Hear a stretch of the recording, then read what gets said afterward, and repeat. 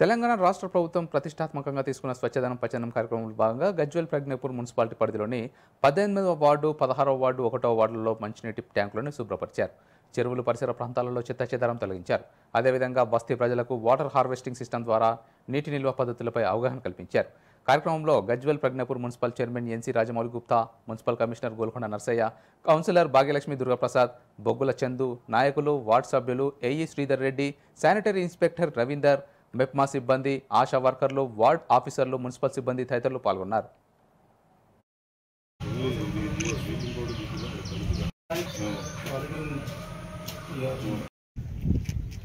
5వ తారీఖు నుంచి 9వ తారీఖు వరకు స్వచ్ఛదనం పచ్చదనం కార్యక్రమాన్ని ముమ్మరంగా చేయడానికి ఆదేశాలు ఇవ్వడం ద్వారా మన గజ్వేల్ ప్రజ్ఞాపూర్ మున్సిపాలిటీలో కూడా 5వ తారీఖు నుంచి ఈ 9వ తారీఖు వరకు ప్రతిరోజు కూడా ప్రత్యేక కార్యక్రమాలు నిర్ణయించుకొని ఆ కార్యక్రమాలు చెప్పడం జరుగుతుంది.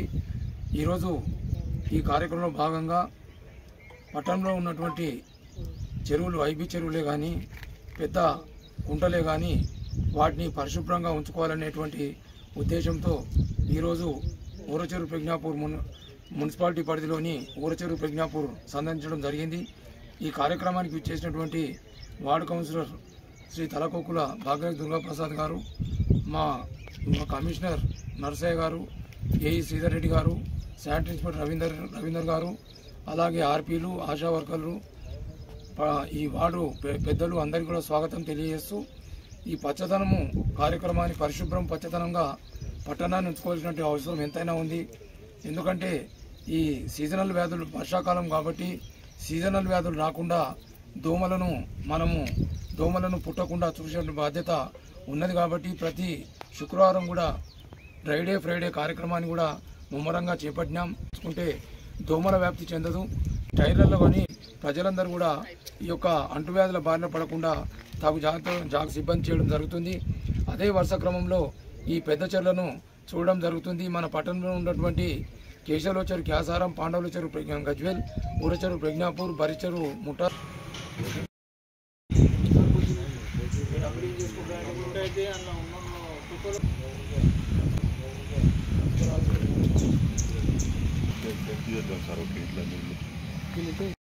కార్యక్రమంలో భాగంగా ఈరోజు ప్రజ్ఞాపూర్లోని ఊర చెరువుకు సందర్శించడం జరిగింది.